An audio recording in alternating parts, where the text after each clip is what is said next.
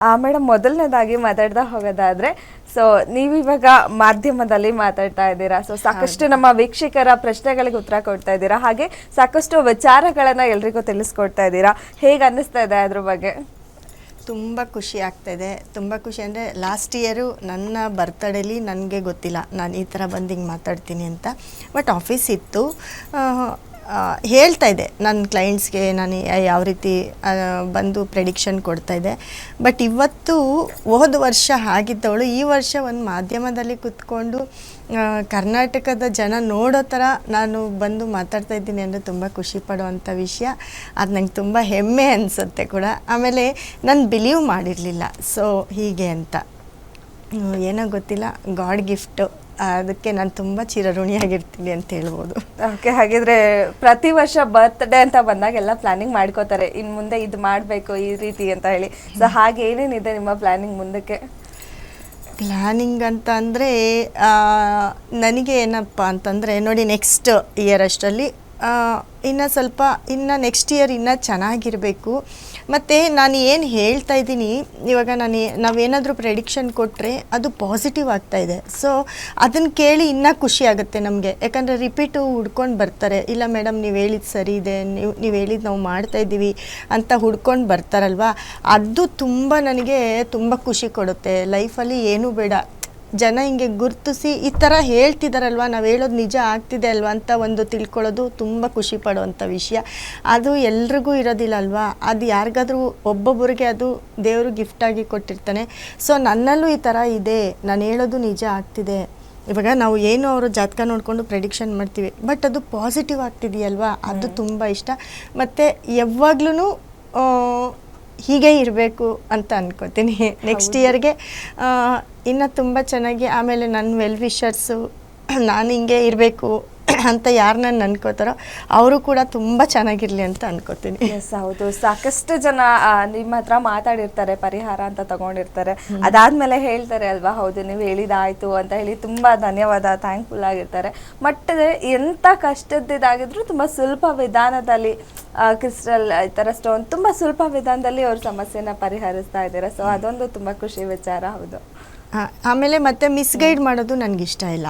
ಇವಾಗ ಏನಿರುತ್ತೋ ಜಾತಕದಲ್ಲಿ ಅದನ್ನೇ ಹೇಳಬೇಕು ಅಲ್ವಾ. ಇಲ್ಲ ನಿಮಗೆ ಏನು ಹಿಂಗೆ ಅವ್ರಿಗೆ ಏನೋ ತುಂಬ ಕಷ್ಟ ಇರುತ್ತೆ, ಇದು ಆಗದೆ ಇರೋವಂಥ ಕೆಲಸನ ಇವಾಗ ನಾರ್ಮಲಾಗಿ ಉದಾಹರಣೆಗೆ ಹೇಳ್ತೀನಿ, ಗೌರ್ಮೆಂಟ್ ಜಾಬ್ ಅಂತ ಪಾಪ ತುಂಬ ಜನ ದುಡ್ಡು ಕೊಟ್ಟು ಎಕ್ಸಾಮ್ ಬರೆದು ಎಲ್ಲ ಮಾಡಿರ್ತಾರೆ. ನಿಮಗೆ ಸಿಕ್ಕಲ್ಲ ಅಂತಂದರೆ ಸಿಗಲ್ಲ ಅಂತಲೇ ಹೇಳಬೇಕು ಹೊರತು ಏನೋ ಮಾಡ್ಕೊಳ್ಳಿ ಸಿಕ್ಬಿಡುತ್ತೆ ಅಂತ ಹೇಳೋದು ತಪ್ಪಾಗುತ್ತೆ ಅಲ್ವಾ. ಸಿಗೋವರಿಗೆ ಇದು ಸಿಗುತ್ತೆ, ಇದಕ್ಕೆ ನೀವು ಮೂವ್ ಮಾಡಿ ಅಂತ ಹೇಳ್ಬೋದು. ಹಾಗೆ ಪ್ರಾಕ್ಟಿಕಲ್ ಏನಿರುತ್ತೆ, ಯಾಕಂದರೆ ಗ್ರಹಗಳ ಬದಲಾವಣೆಯಿಂದ ಎಲ್ಲರ ಜೀವನವೂ ಏರುಪೇರು ಆಗ್ತಾ ಇರುತ್ತೆ. ಅದನ್ನು ಪ್ರಾಕ್ಟಿಕಲಾಗಿ ಹೇಳೋದು ಇಷ್ಟಪಡ್ತೀನಿ. ನೀವು ಆ ದೇವಸ್ಥಾನಕ್ಕೆ ಹೋಗಿ ಹೋಮ ಮಾಡಿ ಅದನ್ನು ಮಾಡಿ ಅಂತ ಇಲ್ಲದೇ ಇರೋದು ಜನಕ್ಕೆ ಹೇಳಿ ನಂಬಿಸೋ ಅಷ್ಟು ಇದು ನನಗಿಲ್ಲ. ಹಾಗಾಗಿ ಏನಿದ್ರೂ ಆಗತ್ತೆ ಆಗಲ್ಲ ಅಷ್ಟೇ, ಅದು ಏನೇ ಆಗಿರ್ಬೋದು. ಮತ್ತು ನಮ್ಮ ಒಂದು ಸ್ಟೋನು ಕ್ರಿಸ್ಟಲ್ಲು ಯೂಸ್ ಮಾಡಿದಾಗ ಇವಾಗ 100% 90% ತುಂಬ ಕೆಳಗಡೆ ಬಿದ್ದುಬಿಟ್ಟಿರ್ತಾರೆ.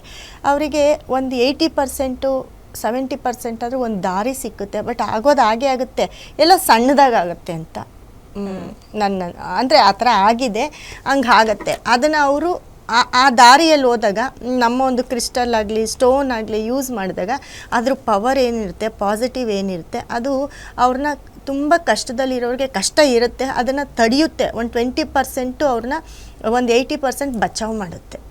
Okay ma'am. ಅದರಲ್ಲೂ ಅವ್ರು ನೋಡಿ, ಇವಾಗ ಅವ್ರ ಜಾತಕ ನೋಡಿ ನಾವು ಹೇಳ್ತೀವಿ, ಇವಾಗ ನಿಮಗೆ ಮದುವೆ ಆಗಲ್ಲ ಅಂದರೆ ಬೇರೆ ಏನಾದರೂ, ಮದುವೆ ಆಗೋದೇ ಇಲ್ಲ ಬೇರೆ ಏನಾದರೂ ಪರಿಹಾರ ಹೇಳ್ತೀವಿ. ಮದುವೆ ಆಗುತ್ತೆ ಅಂದರೆ ಟೈಮ್ ತೊಗೊಳುತ್ತಲ್ವ, ಆ ಟೈಮ್ಗೆ ಅವ್ರಿಗೆ ಏನು ಬೇಕು ಅದನ್ನು ಮಾಡಿಕೊಡ್ತೀವಿ. ಓಕೆ ಮೇಡಮ್, ಸದ್ಯಕ್ಕೊಬ್ರು ಕಾಲರ್ ಇದ್ದಾರೆ, ಮಾತಾಡೋಣ. ಹಲೋ. ಹಲೋ ಸರ್ ನಮಸ್ತೆ, ಏನು ಹೆಸರು, ಎಲ್ಲಿಂದ ಕರೆ ಮಾಡ್ತಿದ್ದೀರಾ? ಮೇಡಮ್ ಮೈಸೂರಿಂದ ಮೇಡಮ್ ಕರೆ ಮಾಡ್ತಿರೋದು, ಮೈಸೂರಿಂದ. ಓಕೆ, ಯಾರ ಬಗ್ಗೆ ಕೇಳಬೇಕಿತ್ತು? ನಮ್ಮ ಮನೆ ಬಗ್ಗೆನೇ ಕೇಳಬೇಕಾಯ್ತು madam. Sir date of birth ಹೇಳ್ತೀರಾ? 1673 ಮೇಡಮ್ ನಂದು. 1673. 16/1970. ಹುಟ್ಟಿದ ಸಮಯ? ಸಮಯ ಗೊತ್ತಿಲ್ಲ ಮೇಡಮ್. ಓಕೆ, ಸಮಯ. ಹಾಗಿದ್ರೆ ರಾಶಿ ಯಾವುದು ಸರ್? ಧನುಸು ರಾಶಿ ಮೇಡಮ್. ಸರಿ ಸರಿ, ಏನು ಪ್ರಶ್ನೆ ಇದೆ ಕೇಳಿ, ಮೇಡಮ್ ಇದ್ದಾರೆ ಮಾತಾಡಿ. ಸರ್ ನಮಸ್ತೆ ಸರ್. ನಮಸ್ಕಾರ ಮೇಡಮ್. ಸರ್ ಏನು ಸರ್ ಪ್ರಶ್ನೆ ನಿಮ್ಮದು? ಏನಿಲ್ಲ ಮೇಡಮ್, ಮನೇಲಿ ತುಂಬಾ ಪ್ರಾಬ್ಲಮ್ ಆಗ್ತಿದೆ ಮೇಡಮ್. ಪೌರ್ಣಮಿ ಮತ್ತು ಅಮಾವಾಸ್ಯೆಗೆ ಬರೀ ಗಲಾಟೆ ಆಗ್ತಿದೆ ಮೇಡಮ್. ಸುಮಾರು ವರ್ಷಗಳ ಕಾಲದಿಂದ ಬರೀ ಗಲಾಟೆನೇ ಆಗ್ತಿದೆ ಮೇಡಮ್, ನಮ್ಮ ಮನೆಯವ್ರಿಗೆ ಮೇಡಮ್. ಸರ್ ಏನಿಲ್ಲ ನೋಡಿ ಸರ್, ನಿಮ್ಗೆ ಇವಾಗ ಧನುರಾಶಿ ಅಂತ ಹೇಳಿದ್ರಿ. ಧನುರಾಶಿ ಅವ್ರಿಗೆ ತುಂಬ ಟೈಮ್ ಕೆಟ್ಟಿದೆ. ನಾನು ಮೊನ್ನೆ ಎಲ್ಲ ಹೇಳಿರ್ತೀನಿ.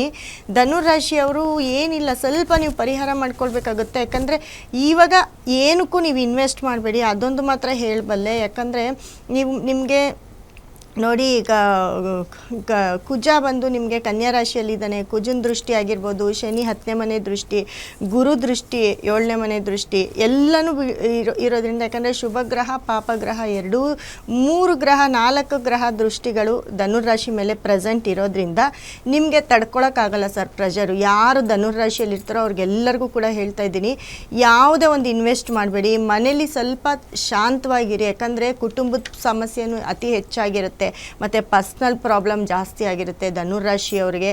ಹಾಗೆ ನೀವೇನಾದರೂ ಕೆಲಸ ಮಾಡ್ತಿದ್ರೆ ಎಲ್ಲದರಲ್ಲೂ ಲಾಕ್ ಆಗ್ತೀರಾ. ಹಾಗಾಗಿ ದಯವಿಟ್ಟು ಧನುರಾಶಿಯವರು ಏನಿಲ್ಲ ಸರ್, ನೀವು ಕೆಲವೊಂದು ಪರಿಹಾರಗಳನ್ನ ಮಾಡ್ಕೊಳ್ಬೇಕು. ನಮ್ಮ ನಂಬರ್ಗೆ ಕರೆ ಮಾಡಿ ನಿಮ್ಮ ಜಾತಕನ ಪ್ರೆಡಿಕ್ಷನ್ ಮಾಡಿಸ್ಕೊಳ್ಳಿ.